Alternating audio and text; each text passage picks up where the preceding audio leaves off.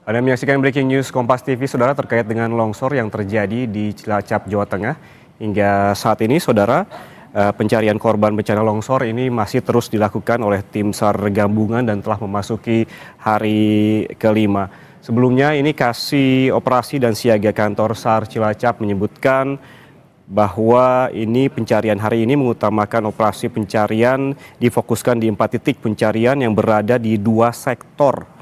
Dan lebih lanjut juga dijelaskan dalam operasi SAR hari ini pihaknya menerapkan 5 metode pencarian. Metode pencarian ini diantaranya terkait dengan menggunakan drone bertujuan untuk memastikan tidak ada potensi bahaya atau longsor susulan yang nantinya akan membahayakan seluruh tim di lapangan. Metode pencarian kedua juga ini lanjutan dengan menurunkan anjing pelacak atau K9. Metode ketiga dengan mengerahkan puluhan alat berat. Dan Saudara, kita langsung bergabung dengan Rahma Piliang yang saat ini berada di Cilacap, Jawa Tengah untuk mengetahui informasi terkini terkait dengan pencarian korban. Rahma, selamat pagi. Bagaimana dengan proses pencarian pada pagi ini? Ini sudah memasuki hari kelima begitu. Apakah sudah ada tanda-tanda ditemukan korban yang baru ditemukan pada pagi ini? Iya, dan juga Saudara, proses pencarian ini sedang dilakukan begitu ya, tepat di belakang saya.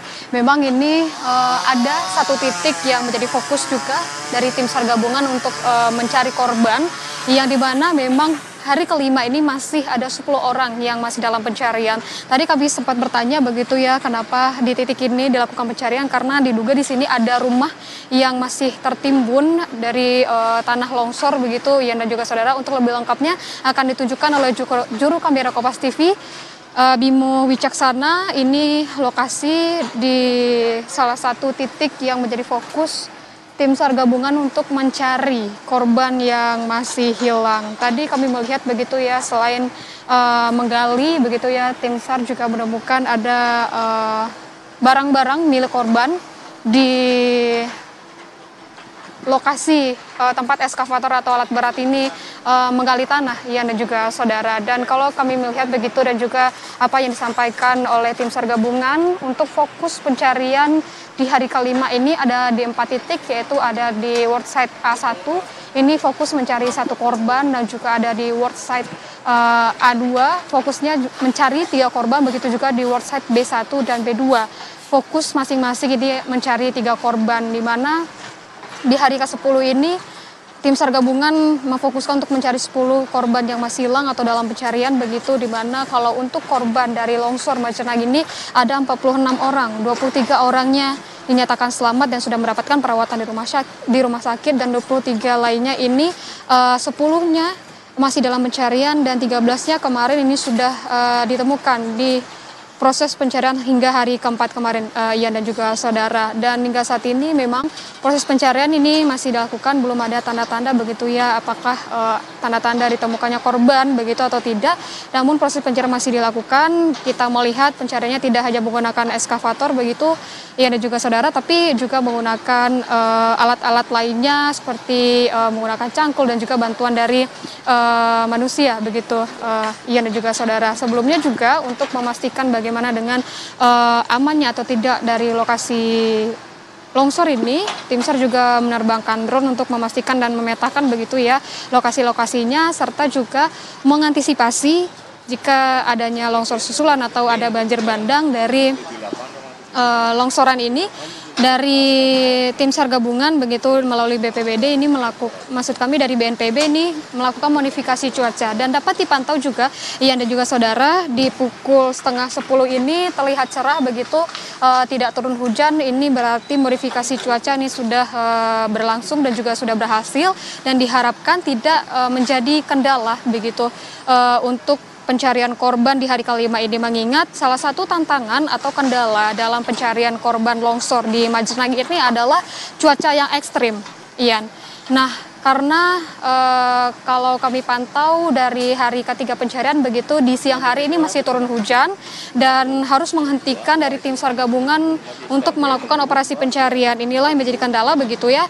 Lalu di hari keempatnya juga ini sudah dilakukan modifikasi cuaca dan sepanjang hari terlihat cerah, tidak turun hujan, namun memang ada hujan sedikit di sore hari, tapi tidak hujan deras begitu Ian. Dan di hari kelima ini kami pantau sejak pagi ini tidak turun hujan dan cuaca cerah. Kita harapkan begitu ya Ian dan juga saudara, kalau pencarian di hari kelima ini dapat menemukan 10 korban yang masih belum ditemukan atau masih dalam pencarian. Dan kita harapkan cuaca ini dapat bersahabat begitu ya Ian, dan juga tidak turun hujan supaya proses pencarian ini bisa berlangsung cepat dan juga tidak ada gangguan karena hujan yang turun. Ian. Ya, Rahma, tadi tim SAR sempat bilang begitu bahwa dilakukan dengan 5 metode. Selain juga menggunakan alat berat, pencarian juga menggunakan sejumlah alat lainnya seperti drone dan juga mengerahkan anjing pelacak atau K9. Apakah 5 metode ini dilakukan pada pencarian di hari kelima ini, Rahma? Ya, ini juga saudara, kalau kami pantau begitu memang 5 metode ini digunakan begitu. Kami melihat juga ada drone yang diterbangkan. Ini artinya untuk memetakan bagaimana lokasi longsor ini. Dan tentunya di belakang saya ini ada 25 alat berat yang dikerahkan untuk mencari di beberapa titik yang sudah dipersempit. Alias ini ada 4 titik atau worst site yang sudah dipersempit, yang diduga ini masih ada korban di 4 titik tersebut. Lalu pelacakan anjing juga dikerahkan begitu ya, menggunakan K9 begitu. Tapi kalau untuk penggunaan semprotan air kami belum melihat. Kalau kami melihat begitu, kami bandingkan dengan hari kemarin, biasanya ini sudah di siang hari jika ada tanda-tanda begitu di lokasi yang sudah digali dengan eskavator, itu biasanya akan dibantu oleh semprotan air supaya bisa lebih cepat mencari korban yang ditemukan. Tentunya kalau untuk bantuan dari tenaga manusia ini selalu beriringan begitu dengan pencarian menggunakan alat berat. Ini juga akan dibantu dengan menggunakan tenaga manusia dan juga relawan dan tim SAR gabungan yang ada di lokasi longsor ini. Iya. Ya, Rahma, apakah ada target pencarian ini akan dilakukan hingga kapan, dan juga bagaimana dengan rencana soal relokasi begitu? Sebelumnya ada informasi terkait dengan pemerintah kabupaten yang menetapkan zona merah lokasi longsor Cilacap dan warga akan segera direlokasi. Bagaimana perkembangan informasi ini, Rahma?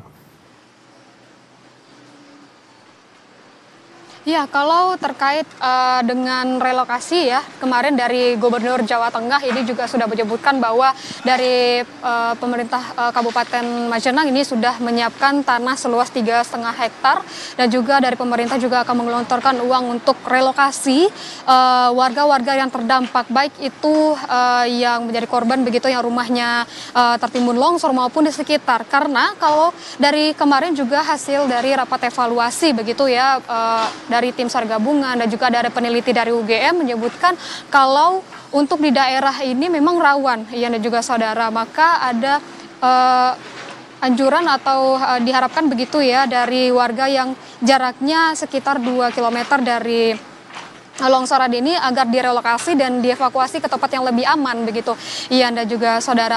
Dan kalau kami melihat begitu ya di tempat saya melaporkan ini dan juga di beberapa rumah yang ada di sini dan di bagian sana itu tidak ada yang menempati, alias ini sudah ke tempat pengungsian, di mana ada beberapa tempat atau titik-titik pengungsian. Dan selain di balai desa juga kami menerima informasi kalau tempat pengungsian itu seperti di rumah-rumah kerabat yang memang lokasinya tidak terlalu jauh atau tidak terlalu dekat dengan lokasi longsor ini. Dan kita masih cari informasi dan mengupdate informasinya kapan akan direlokasi, namun dari pihak terkait ini menyebutkan akan segera direlokasi, Ian. Dan kita menunggu bagaimana untuk proses relokasi dari warga-warga atau warga terdampak yang di sekitar longsor di Kabupaten Majenang ini. Ya, artinya ada imbauan jarak 2 km agar steril begitu dari warga, dan juga ada posko pengungsian. Sejauh ini berapa banyak posko pengungsian yang Anda ketahui di sana, Rahma, dan bagaimana kondisi para pengungsi di sana?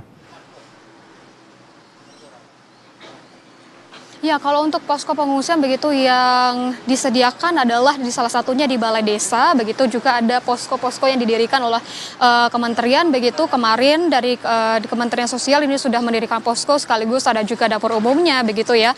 Ya dan juga saudara dari pihak Kementerian Sosial menyebutkan bahwa jika warga yang terdampak atau yang rumahnya tertimbun longsor ataupun yang sekitar ingin mengungsi di posko tersebut diperbolehkan, tapi juga salah satu yang lebih banyak atau yang paling banyak itu lokasi pengungsian adalah di balai desa. Selain itu juga warga-warga ada yang memilih untuk tidak di lokasi pengungsian begitu mereka memilih untuk tinggal di rumah-rumah kerabatnya yang memang tidak terlalu jauh dari rumah mereka saat ini. Dan kalau untuk bagaimana kondisinya begitu ya, kalau kita melihat bagaimana pasokan dari makanan ini terus diberikan dan di mana kita ketahui juga ada dapur umum di sini begitu akan memasok makanan 3 kali sehari kepada warga yang terdampak yang di pengungsian maupun di rumah-rumah kerabat. Juga logistik juga diberikan begitu, santunan juga diberikan oleh kemarin kami melihat ada Wakil Menteri Sosial yang memberikan santunan dari Gubernur Jawa Tengah juga, dan tentunya untuk posko-posko di sini selalu memberikan bantuan-bantuan kepada warga-warga terdampak baik itu yang mengungsi di balai desa maupun mengungsi di rumah-rumah kerabatnya. Ian. Baik, terima kasih jurnalis Kompas TV Rahma Piliang atas laporan langsungnya dari lokasi longsoran di Desa Cibenying, Cilacap, Jawa Tengah. Selamat bertugas kembali.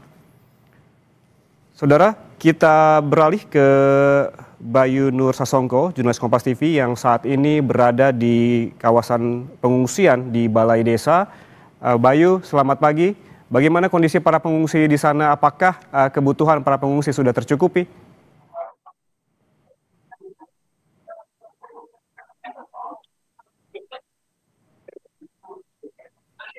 Bayu? Ya, selamat pagi Ian dan juga saudara. Saya memang sedang berada di salah satu titik lokasi pengungsian, yakni di posko. Ya, selamat pagi Ian. Selamat pagi Ian dan juga saudara. Dapat saya sampaikan saat ini memang saya tengah berada di kompleks posko pengungsian atau posko siaga bencana yang ada di kompleks Balai Desa Cibenying, Kecamatan Majenang, Kabupaten Cilacap, Jawa Tengah. Untuk kondisi pengungsi sendiri saat ini kalau di siang hari para pengungsi, para warga meninggalkan sementara tempat pengungsian untuk kembali ke rumah untuk sekedar melihat rumah mereka, untuk sekedar memberi pakan ternak mereka yang ada di rumah ataupun merawat tanaman, atau sekedarnya mereka juga ada yang mengecek untuk melihat langsung proses evakuasi yang dilakukan oleh tim gabungan di lokasi kejadian longsor. Dan untuk posko pengungsian sendiri saat ini terdiri di 2 titik, yakni di Balai Desa Cibenying yang menampung sekitar 50 warga yang terdiri dari 31 orang dewasa, 6 anak-anak dan 3 balita. Dan di MTS di Desa Cibenying, di gedung MTS di Desa Cibenying itu ada 62 orang warga, 42-nya dewasa, lansianya 7 orang dan anak-anaknya 11 orang. Untuk kondisi mereka saat ini terbilang cukup baik karena saya berapa saat yang lalu sempat bertemu dengan sejumlah pengungsi yang ada di posko pengungsian ini dan mereka mengatakan bahwa semua kebutuhan mereka tercukupi. Bahkan untuk alas tidur pun mereka tergolong cukup nyaman, untuk permakanan juga tercukupi, dan juga bantuan-bantuan lain seperti MCK dan sebagainya mereka cukup tercukupi. Dan untuk kesehatan pun mereka juga mengeluh jika ada yang sakit. Posko kesehatan yang ada di kompleks posko pengungsian di Balai Desa ini juga siap melayani mereka untuk memeriksakan kesehatan mereka. Begitu, Ian. Bayu, tadi Rahma Piliang yang berada di kawasan longsornya ataupun kawasan longsoran begitu menyebutkan bahwa jarak steril begitu sekitar 2 km dan warga diimbau untuk mengungsi di jarak yang memang rawan tersebut. Apakah dari pantauan Anda seluruh warga dari jarak 2 km ini seluruhnya ke pengungsian atau justru ada yang bertahan di rumah mereka? Ya, Ian, kalau saya lihat memang tadi saya sempat ke kompleks lokasi longsoran dan memang rumah-rumah yang berada di sekitar longsoran, rumah-rumah yang saat ini masih utuh memang sudah kosong, semuanya sudah kosong. Banyak di antara mereka yang meninggalkan rumah pergi ke pengungsian ataupun mengungsi di tempat-tempat kerabat yang memang jaraknya tidak terlalu dekat dan dinilai aman dari lokasi longsoran. Mereka sama sekali tidak berani untuk menempati rumah mereka saat ini karena mereka bilang juga masih trauma dan masih khawatir. Mereka masih teringat suara-suara gemuruh pada saat longsoran terjadi dan mereka juga merasa takut ya jika harus tinggal di rumah mereka saat ini, begitu ya. Udah. Oke, Bayu, tadi Anda sebutkan bahwa seluruh kebutuhan dari para pengungsi ini sudah disalurkan begitu, baik logistik maupun kebutuhan air bersih. Apakah ada pemantauan begitu dari baik pihak desa maupun pihak dari pemerintah kabupaten di sana untuk melihat bagaimana kondisi para pengungsi? Ya, Ian, kalau memang di posko pengungsian dua tempat yang di posko pengungsian ini di Balai Desa dan juga MTS memang selalu ada petugas yang memonitoring para pengungsi di sini. Mereka ada pihak kepolisian, ada pihak dari desa, pemerintah, BNPB dan juga sebagainya yang di sini yang berada di posko memang selalu bersama dengan para pengungsi memastikan semua kebutuhan yang ada dan juga penyaluran bantuan juga ada di posko siaga bencana yang ada di Balai Desa Cibenying ini. Semua yang memerlukan bantuan tinggal datang ke Balai Desa, tinggal menyetorkan data yang ada dan bantuan akan segera diserahkan. Begitu ya. Metode pencariannya, Baik, terima kasih jurnalis Kompas TV Bayu Nur Sasongko atas laporan langsungnya dari pengungsian di Balai Desa, di mana Bayu ini melaporkan di sini ada puluhan warga yang mengungsi. Memang tadi warga telah mengosongkan rumah mereka di jarak 2 km di sekitar kawasan longsoran untuk mengungsi di 2 titik, baik di Balai Desa maupun di MTS Cibenying. Terima kasih sekali lagi Bayu Nur Sasongko, jurnalis Kompas TV atas laporan langsungnya dari Cilacap, Jawa Tengah. Dan saudara, yang Anda saksikan saat ini merupakan visual terbaru di lokasi longsor pencarian korban, dan hingga saat ini informasi bahwa masih ada 10 orang yang dicari oleh tim SAR gabungan, dan sebelumnya juga dilaporkan 13 orang telah ditemukan dalam kondisi meninggal dunia di 4 titik pencarian. Pencarian hari ini merupakan pencarian hari kelima bencana longsor di Desa Cibenying, Majenang, Cilacap, Jawa Tengah, dan disebutkan tadi oleh jurnalis Kompas TV bahwa dilakukan 5 metode pencarian pada hari ini, selain juga menurunkan alat berat seperti yang Anda saksikan saat ini di visual terbaru, di mana eskavator ini berada di lokasi pencarian ataupun di 4 titik fokus pencarian oleh tim SAR, dan juga ada metode lainnya termasuk dalam operasi SAR hari ini yang ditetapkan adalah 5 metode. Pertama adalah melaksanakan asesmen awal dengan menggunakan drone terlebih dahulu.